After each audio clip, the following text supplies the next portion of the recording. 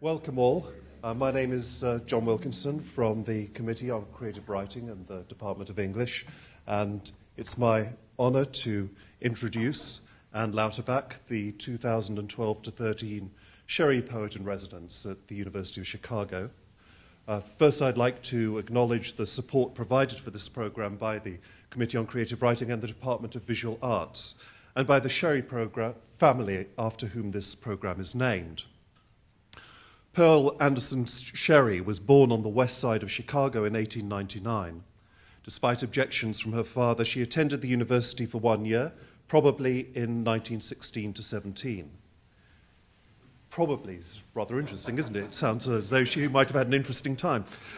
During that time, Pearl Sherry met a group of writers and poets involved in the Poetry Club, including Ivor Winters, Janet Lewis, and John Toigo. She remained friends with the members of the Poetry Club for the rest of her life. This literary circle nurtured Pearl Sherry's own aspirations as a writer, and she began her writing career working at Poetry magazine with Harriet Monroe. Her first book of poetry, Fringe, was published in 1923, and her poetry, fictions, and reviews appeared in many periodicals, including Dial, Poetry, New Republic, Chelsea, and the Southern Review. Pearl Sherry continued to write and publish poetry until shortly before she died in 1966.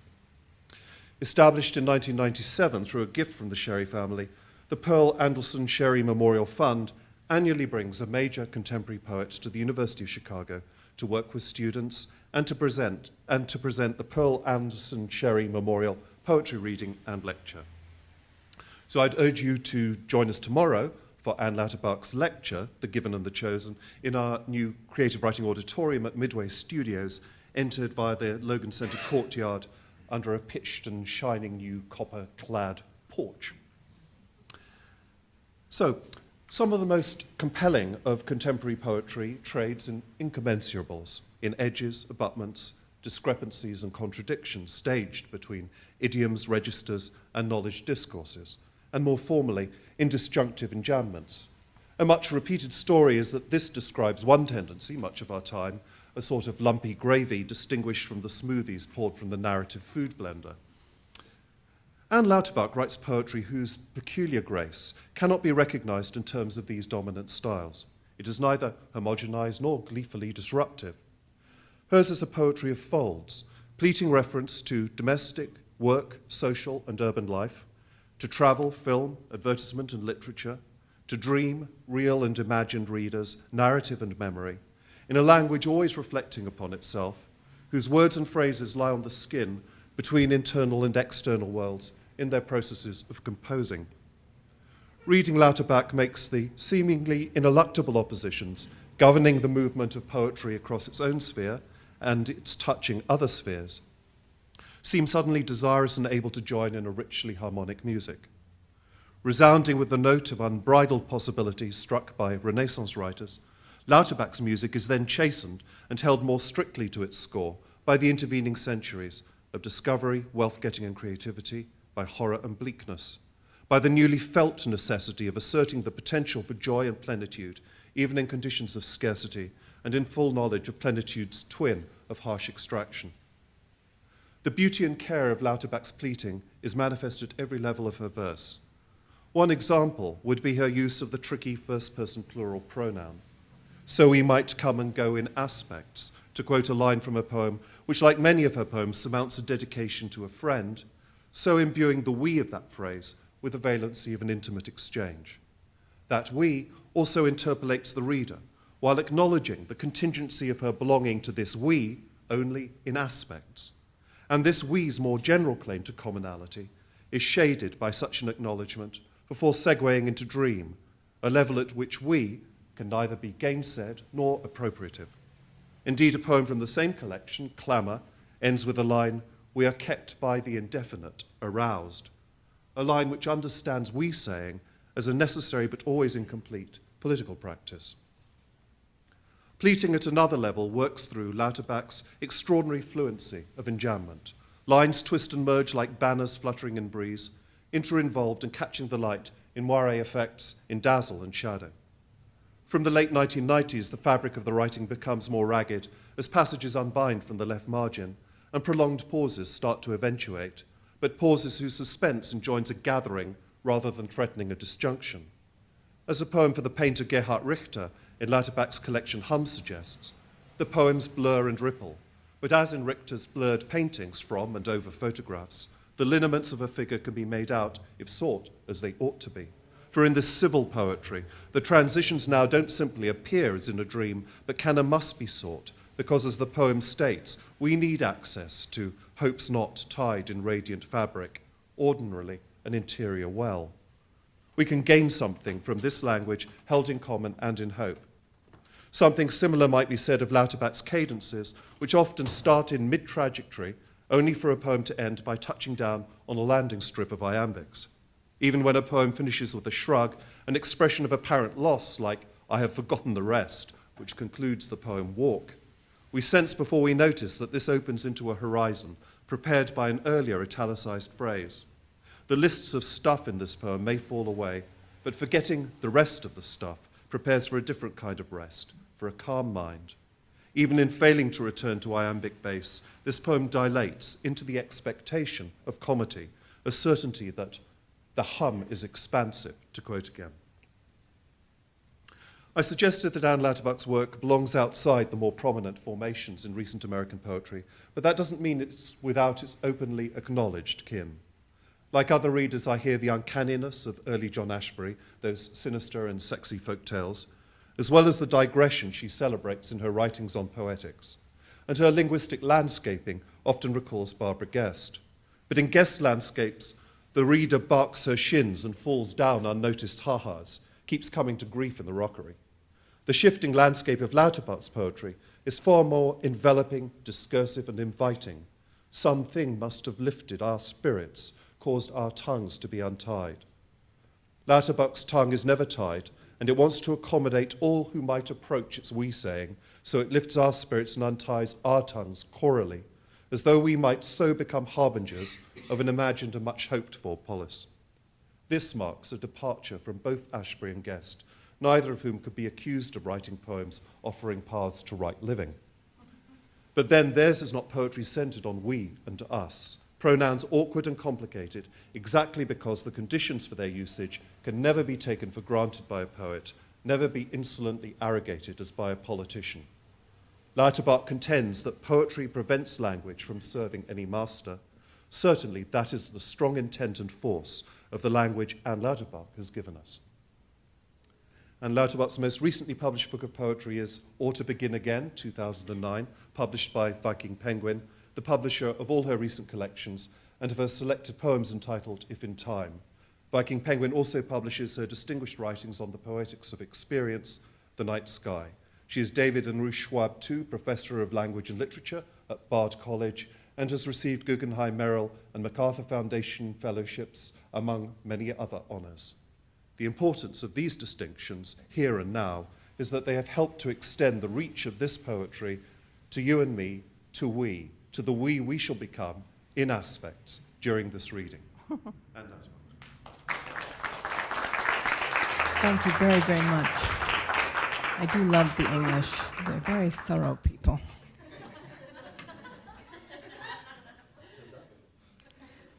I'd like to thank Janice Knight and Kate Soto and the sublime Jessica Stockholder and the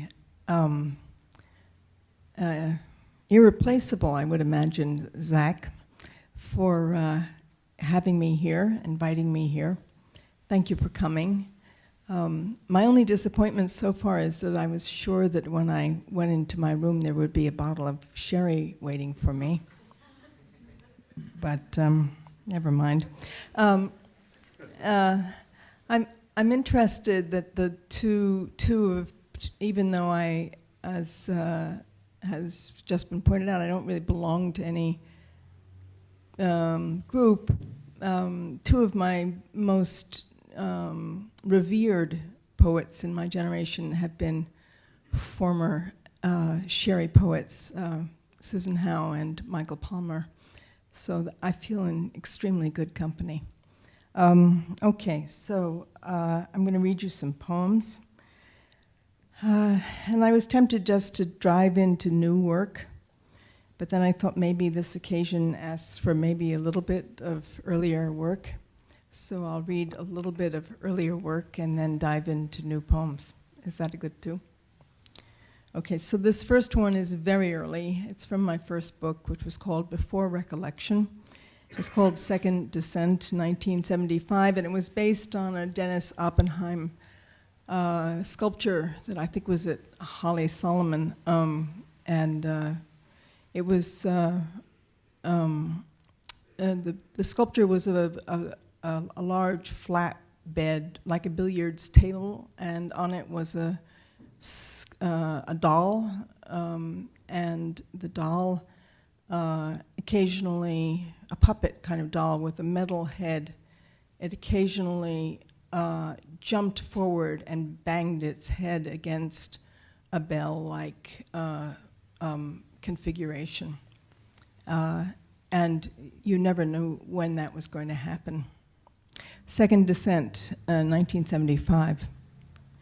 But the temperature dipped unexpectedly. These inner states can be dangerous, even with soft focus, so they flare after spending hours and hours in bed or tucked under a log in the wet woodlands. The toadstools are smooth and taut and sudden, although motionless, unlike the gong or the owl. What about these bricks? What about history? Why is it far off when it should be close, as if someone had clipped the foreground and our ears ring with a high-pitched note? Perhaps because the war has ended and emergencies sprout in strange places, under the bed, in brown paper bags, at home.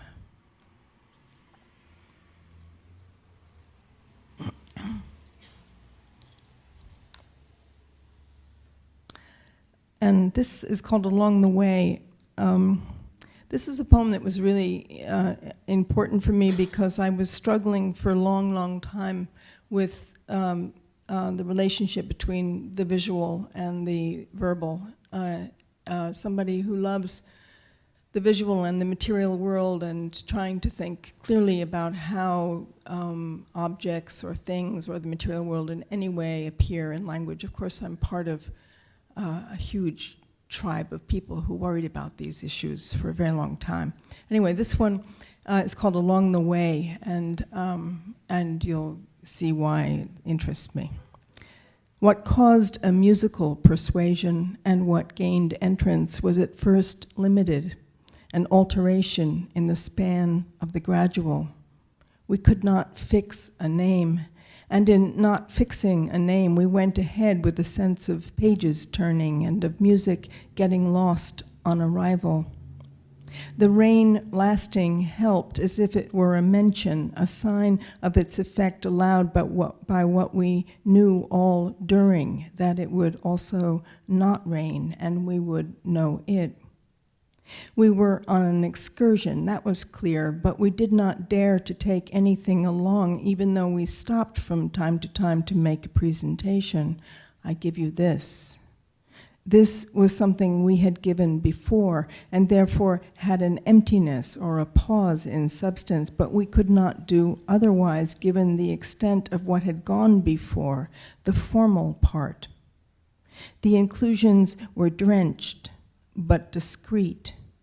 We had learned to hear it note by note and to arrive perilous but glad at the disclosed.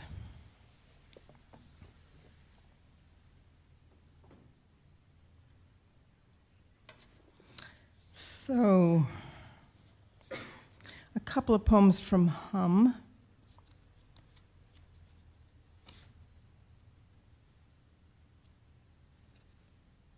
I feel like I'm warming up. Are you warming up?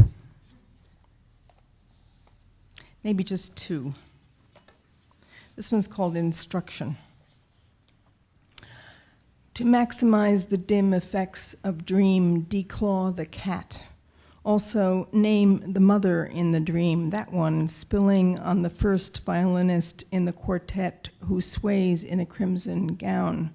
Or that one, sad on her cot with only one eye, blinking at the wreath hung on the wall where the fire was.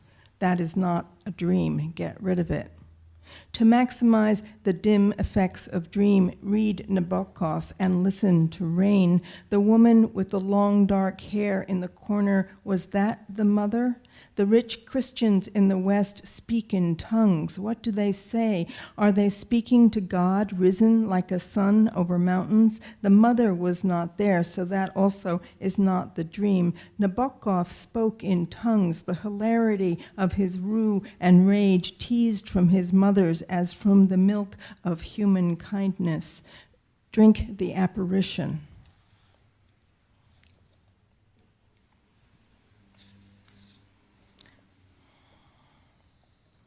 And this is a poem I often read. I suppose it has some register in it of landscape and the dilemma of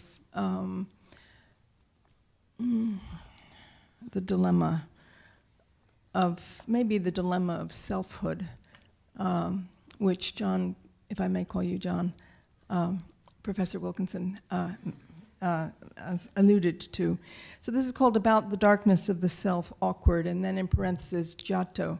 I often have something in parentheses in my titles, and that's usually because there's a figure who has participated in the poem in some way, but the poem isn't about that figure. Here, in fact, Giotto actually does appear. So this poem came about as a result of a conversation I had with a very close friend who will actually be mentioned again tomorrow, Michael Brenson, who I share a number of conversations with over many, many years. So we were talking, and this was the result of the talk, about the darkness of the self, awkward. It was his comment. We had been talking to a third person, and I said, what did you think of that conversation? And he said, I thought the part about the darkness of the self was awkward.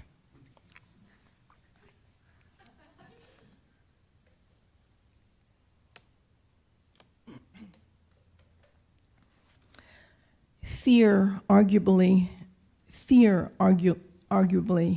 nobody's name, nothing abstract, taking place in the extended, correlates to sabotage, the villain, sham, the elicited shame, a politically other condition, sabotage, or heterogeneous zone. Things begin by falling, have fallen into soul's pivot, so proximate to skin, you might say, credo held back from the image of the dark, having fallen, and the bat's high swirl after dark, additive, but not ordinary, like care, how we care, he going into the undark room with the books, you into yours, I to mine, to our rooms, false water burbles incessantly around fake fish, to save the light against art, against nature also, if nature is not false, and if art is true to something, to something or some one thing estimated to be true water, a river, for example, under a bridge. So much water under the bridge is how the past is said to become itself, the eventful slosh about which we can do nothing, how to make something from the nothing under the bridge, how to cross to that side of the bridge, to not let the saying sabotage, not be afraid to cross the delinquent clarity of dark passing under the bridge. He built a house within a house into which certain tenants enter, so we might speak about the true cost of making something. Awkwardly, self turns from natural dark into an architecture, reads in a room as the sun sets, the setting on the other side of the river, that side or your side. The birds, you said, have not all left for the winter. You said nothing about the fish, dark shelter as the soul pivots miraculously to Assisi, earth into earth falling. You also said we do not know what conditions cause Giotto, the form of life, Giotto, to be present in bewildered adjacency, erupting as a bird from water, a few egrets and gulls, and were shown photographs taken by the now dead artist of herself, collected in a book, and were shown the guest house.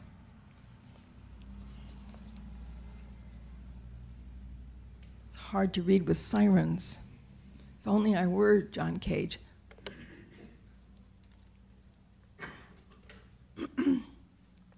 Can you hear, even though there are sirens? Yes. Okay, so I'm getting to the new stuff.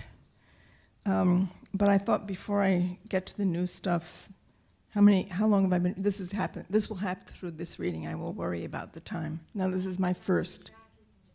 I just go? Yeah, really? It's not a good idea.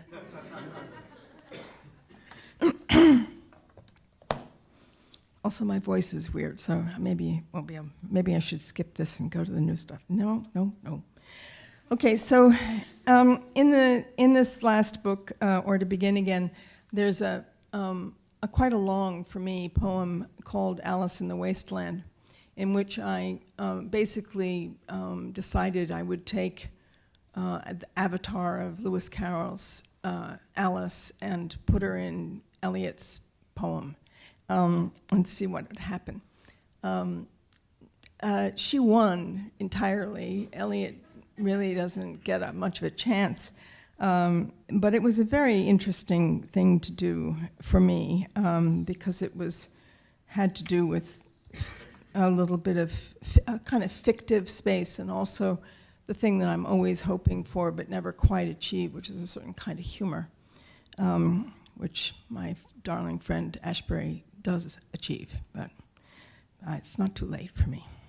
Anyway, I'm going to read you a little piece of Alice, and then I will go on to the next phase. Why do shadows get longer? Alice asked no one in particular. It must have to do with the angle of light, she answered herself, but this answer did not make her feel confident. The question lingered anyway and was added to by another. Does everyone know how to tell the difference between a shadow and a thing? The thin trunks of the trees had bent and crossed over the path. Could one climb a shadow, she wondered. Some can, came the answer out of the evening. Who are you? Who or what, came the answer. Don't answer a question with another question, Alice said crossly. Why not? It isn't right, she said, not knowing why not. A right angle, commented the voice. A right angel? Alice couldn't quite hear. Yes, a right angel is something that can climb a shadow. At that moment, the shadows of the trees disappeared. Alice continued down the path. She said the word path aloud. She then wondered if a path was related to pathetic. Pathos, she heard in the distance, somewhere above. What is that, she asked. A bear. A what? A bear, an emotional bear. On that hill, that dark shape? No, that is a shadow. And that? A bird. What sort of bird? An eagle. I don't think so, said Alice. I think it is a bunch of brown leaves skimmed by light. The leaves flew away, their wings clutching the falling day. Alice had spent most of the day reading. It had been raining, more or less. The book she was reading was absorbing. It absorbed her, so she did not think about the rain, but let it fall on and around and beyond and outside of her. The pages of the book became wetter and darker until she could hardly turn them without tearing off a soggy slice. When she finished the book, she felt lonely. Why can't we see time, she wondered, the way we can see space? The book had carved another time into time. That isn't true, she thought inwardly. One cannot carve time. No, but perhaps, said the insolent, instructing voice, one can crave it. Crave rhymes with grave, Alice said after some moments. I know, the voice answered. Alice continued down the path. She did not think the voice friendly, partly because of what it said and partly because it was attached to invisibility. Are you a ghost? She asked suddenly. Maybe. If you are, then whose? No one you knew. How did you die? I don't remember. Alice was silent for a long time. Are you in heaven?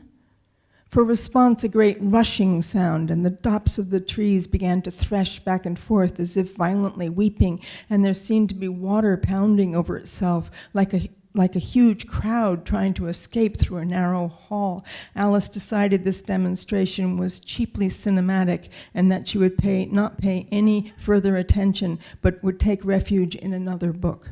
She sat down under a tree and read, April is the cruelest month. She stopped and considered what an odd observation this was. Alice had thought a lot about the idea that some things happen because someone intended them to happen, while other things happen seemingly free from anyone's volition at all. She continued to read, hoping to find out why April is cruel. You don't get it, the voice said in a loud whisper into her left ear. You are rude and abrupt, Alice snapped. It isn't intent, it's a comparison. What is April's cruelty? A comparison to what? To the other 11 months. It's like the unkindest cut. You aren't making sense. For Brutus, as you know, was Caesar's angel. Judge, O you gods, how dearly Caesar loved him. This was the most unkindest cut of all. But when the noble Caesar saw him stab in gratitude more strong than traitor's arms quite vanquished him, then burst his mighty heart, and in his mantle muffling up his voice, even at the base of Pompey's statue, which all the while ran blood, great Caesar fell. This speech sounded like a recording, one cut out of many, 1 month out of many. The month April is most cruel, the cut Brutus of Caesar, the unkindest. Get it? Alice picked up her book and continued to read. An orange butterfly flew across the page, and Alice thought it resembled an autumn leaf falling gently through the air's currents. That's sentimental, commented the voice, adding, and sentiment is a failure of feeling, or pathos, as we were speaking about earlier. Alice decided to ignore this remark altogether. The butterfly continued to skim the surface of the air. It seemed a kind of breathing machine that made silence visible. She read, breeding lilacs out of the dead land, mixing memory and desire, stirring dull roots with spring rain.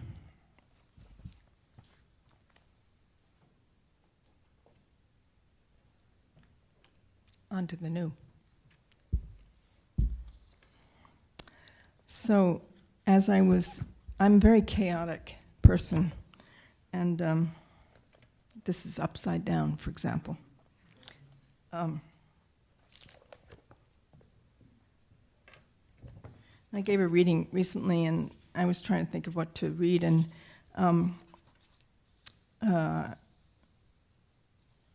it doesn't help to have a computer. It doesn't make your files any better. You just get lots of clutter on your desktop, but it's still clutter. Anyway, I discovered in this search a little fragment of Alice, which isn't in that. So I thought I'll read you the kind of left out part of Alice, and then more poems. My dear friend Don DeLillo is in town this night, getting the Carl Sandburg Award, I believe, maybe at this moment. This is Alice in October, and it's dedicated to Don DeLillo. It is impossible to say anything else, Alice said to herself. I think everything has been said, so the only thing to do is to repeat what has been said, but to repeat it somewhere unexpected. I suppose this is what writers do, or some of them. It's a little like a baseball that starts in the pitcher's glove and travels to home plate and then gets hit far off into the stands, changing its history as it goes. I wonder if this is a good analogy, she said to herself, and then decided it wasn't at all, that she had confused the elements of the argument so that saying or writing something had become a baseball. There was some kind of difficulty between the immateriality of thought and the materiality of a baseball, even one with Babe Ruth's signature on it, which could be worth a lot of money. Money seemed to negotiate this place between the immaterial and the material. The day was windy, the leaves were already partly down from their niches. Bittersweet vines were crawling and twisting around the trunks. She walked down to the river, which gave off a strong, brackish odor that reminded her of the sea. Perhaps, she thought, if you do one thing every day at the same time, you feel better about the way everything shifts around you, and you are not sure of your relation to these shifts, if you are part of them or apart from them. What if you decide to be tossed from pillar to post and not attempt to hold on? What does one hold on to anyway? What pillar and what post? I wish I could hold on to the light, but that is an impossibility, the same as holding on to time. I suppose that memory is a way of holding on to time, but it seems to me quite inaccurate and clumsy compared to a tree with its rings or a skeleton, which hold time much more firmly in place. I guess while we are alive, there isn't any chance of holding on to anything. And then when we die, something or someone holds on to us for a while, and then that goes away as well. Some new poems. Auguries of Inquiry. This came about from, unfortunately, reading Stanley Cavell, writing about, mostly Stanley Cavell, but never mind. Auguries of Inquiry. City of words, rotunda and desert wanderer, climb this absence, follow this simple curve into the footprint, or find the brute indifference, bird shelters, as if lost within, confounded within the merry, leafy detritus, city of words, ideal translation and misfortune to hesitate at the sequel, to traipse backward into the hall, stunted underfoot, to wait until the sugar dissolves, until the rat's nose upends a leaf, seeing as the windows are shut, the heads are mounted on rose hips and thorns. Prayer is spoken into the dark city of words. Bring the ruin to its proper place among nouns. Open its mouth. Peer into the rosy tongue. Surely not a new day. Her name is common. She walks along the fibrous tissues and sticks, recalls the fictive cause to save, to go back, to align, to dwell among first attributes of space. But what, dear instructor, are these? Hasty, dim angels. Are they above, below, spurious, plural, sloping toward duration? Enigma of the cat. It moves along, it unfolds, nothing here among these resembles. It goes on. There are lists, objects, names, but still nothing resembling. The sky, a kind of sorrow, cold, holding a pale, sunless gray, also does not resemble. Something drifts in from above the humdrum, and it seems to turn back, but as you already know, it cannot. The wrist's pain, having touched the spider, erupting as a list spelled before and after the fact, the dark hall, the walls, the imagined street, where the forecast elicits a halo broken from the entire cup. Turn, turn. Cat sleeps through world. Come then, undo the truss. Mayhem waits like a sting. Look down into the face puddle. Look across into the alarm. There is a boat on a roof, an image of a boat on a roof. All else is heaved as if giving birth on a floor. It has come this far. It will pass the wet call. Cat is spared from angel. Mute extravagance trapped under tarp, wave goodbye or establish some rules despite the glare. Look down, there are things dumped into a pail of glue. That belt is way too tight. Those buttons, coins, crumbs are a derelict parade awash. It's happy tramp drowned. Cat plays with dead bird. You cannot avoid the information. No one cares what you say unless you say the information. No one cares what you care about unless it becomes the information. Cat turns in the chair and sleeps. For what do you search? The quick being out of which the conceptual flares like a toy bomb, the medieval crescent born from reason's prolific sight. Are you ready? After the after, please throw away the photographs. The image, as you know, came to nothing. Cat at the threshold. The dream is to proliferate in the opening that is always shut. The long self draws into patterns of shadow, boys and girls nameless across the playground, stranded there in partial shade, ground parts into lacerations of the newly good. A stone is mentioned, a law is invoked, an event floats in from afar. Cat waits until dark to go out.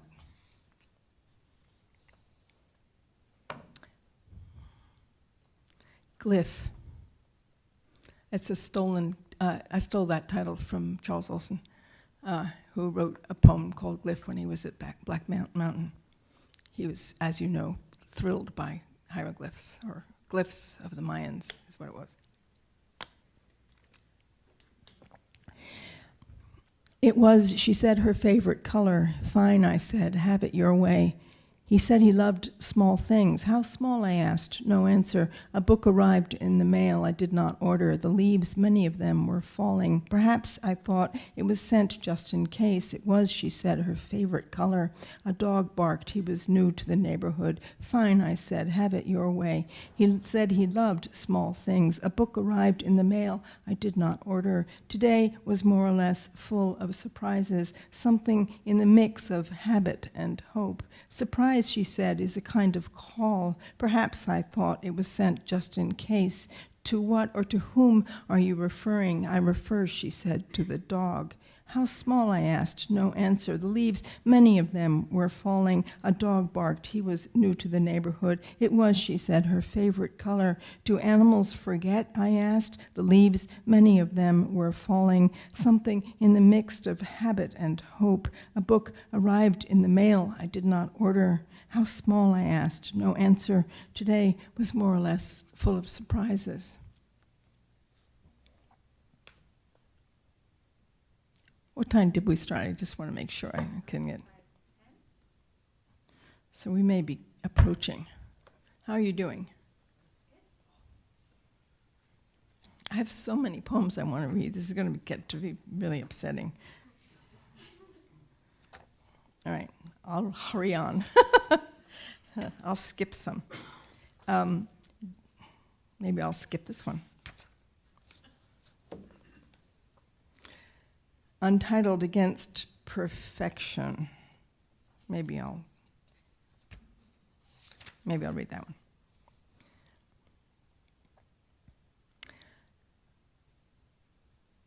Emerson says nothing is perfect but the hope of it. It's one of my favorite things to think about. Very hard to actually parse that sentence. Nothing is perfect but the hope of it. All that left aside, left awkwardly on that side, done away with in immediate neighborhoods of chivalry. Wait. Under the cleft sign to read will be continuance, a kept event because there was a delivery of sorts, because it had come to pass near. Wait. Old Tingeling sat down sweaty, thought the portrait was of Mick, thought she had long hair then stopped. Wait. And wanted these not to die, not to pass on. Wait, the lad's charmed by the lad, his demeanor, thank you, so young, among the crowded, the high bed lifted, charmed, while the gaze, without therapy, without the car. Wait, She has this, she has the left hand a paper, she has the kiss long afterwards. They had passed, had kissed in the smallest room, had found the ring of fear, and still things happened, kept happening, went on, although the mode shifted in degree and measure. Wait.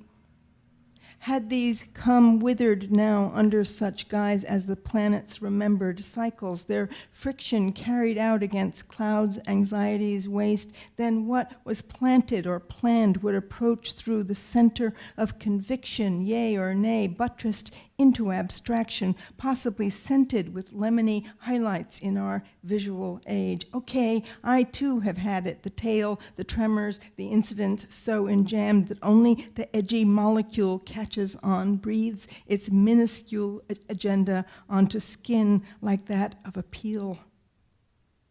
The peel of evening across high bricks, the peel of an orchid's deadly grip on perfection.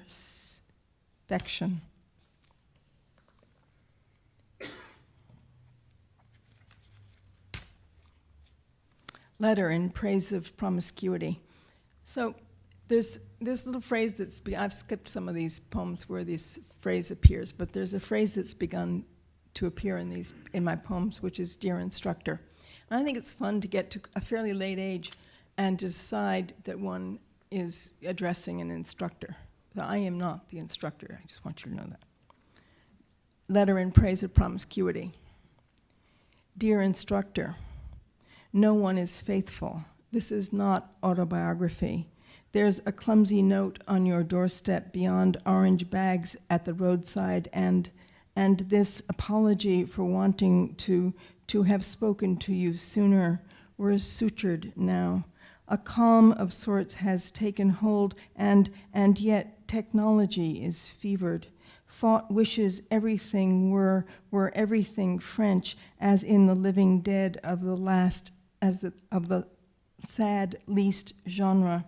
The poem greets its bouquet. I am thinking of floral wreaths. They seem to have a story. The story is not heartland pure. The story yields a structure, and the structure seems infinite. The floral occasion is a circle. This would be a trope for everlasting or undead love, but the boy is gone. He stepped out over a crest of ocean into our own perdition while we slept. In sleep, the lover comes back. At first, the lover is a cruel and indecipherable metonymy. Then or after, he seems released from the triangular hood worn as protection against infidelity. Try not to think about numbers. Numbers are always a form of punishment. Okay, I'm going to read 2 more. Is good? So I confess that I read a ridiculous amount of philosophy. I somehow gave up on criticism and moved to this bone, which I gnaw on and don't really understand very much of, although there are things about it that I mean, philosophy is not an it, it's a myriad thing.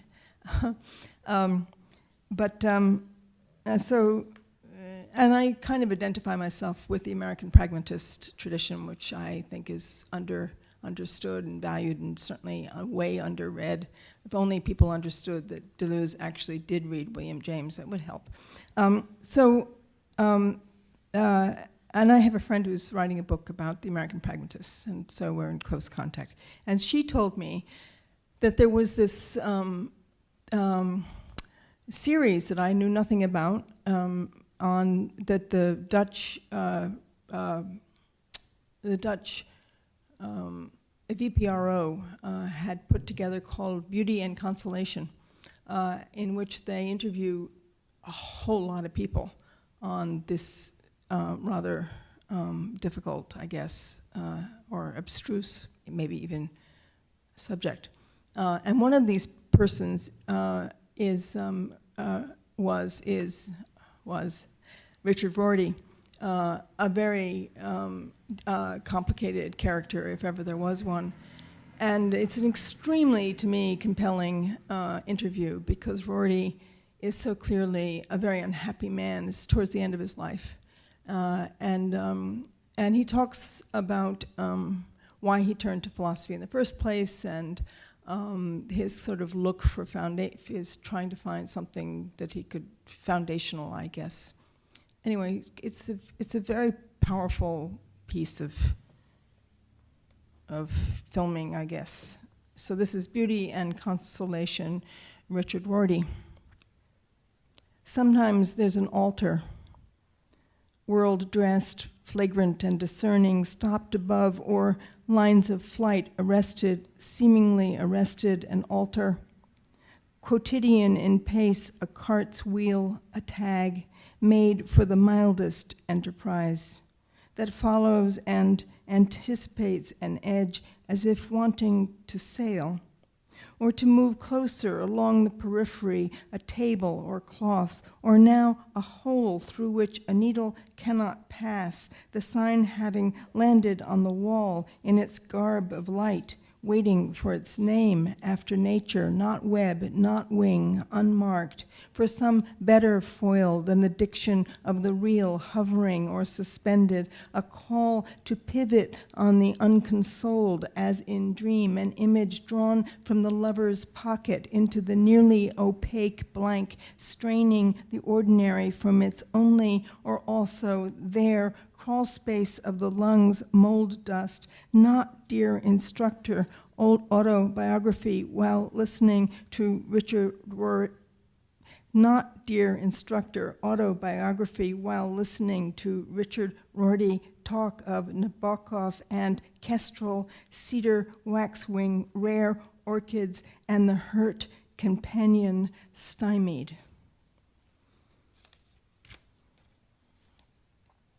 Okay, last poem.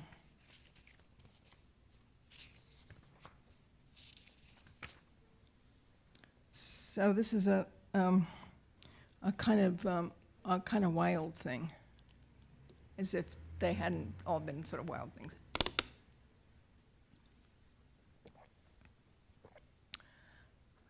I got into a kind of agonistic relation to the poetics of procedures, which are everywhere about, as I'm sure you know. And there are people who do procedures who always sounds like a doctor's thing, whom I admire greatly, like Jackson Maclow and Cage and my friend Joan Rotalick. But then there's another thing that goes on that I find actually it's in combination with appropriation, and I feel it's like a complete a sort of a form of cynicism, actually, a kind of desire, a kind of idea that poetry can't do anything at all. It can do very little, but it's sort of like consigning it to just not having anything to say to anyone that has any use. All right, so this is called Procedural. I'll do my best. So this argument that this instructor, and then there's this idea about, so the other side of all of that, if that's a great camp over there, over here is the poor, late, lamented lyric. And as you probably know, this all began when language and lyric decided they were in two different spaces, the language poets and the lyric poets. And I am unfortunately old enough to have been caught in that vortex. It was very traumatic. So the lyric poet person is always the person who's ostensibly writing about her life directly and expressing herself. And then these other people are more grown up and do more complex and objective and interesting things with language. So you can see how upsetting I find all of this. Also, it's of no importance. Procedural. Usually biographical spill, never mind, or con like a snowball in hell strain against operations of the sour physician, her lesions or lessons, her blank-rimmed scan across the universal cup, smashed dialectic of the entire. Usually biographical spill, never mind the oil having opened the signature of all things and peered into method, seeing there that a paradigm is only an example repeated, and the empire of the rule hovering over the example like a snowball in hell, smashed dialectic of the entire, the laws of form whereof Paracelsus speaks, our alphabet strewn across the herbs, seeds, stones, and roots, or than that merciless recurrence of our nakedness, unmarked until remarked.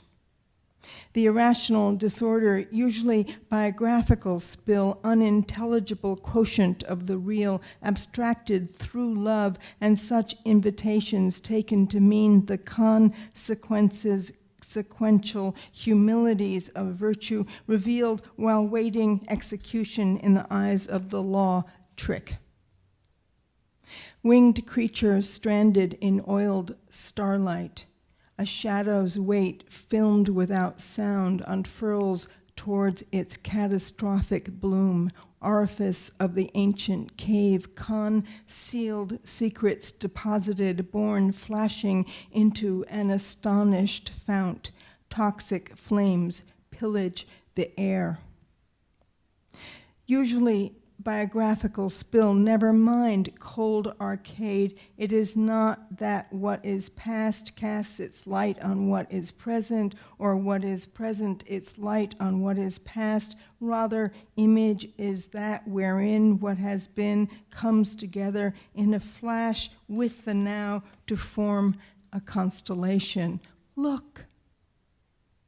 Deft market beckons toward a shelter, icon by icon, trespassing, the dying creature staggers across the path of art's path, dragging omniscient sorrow.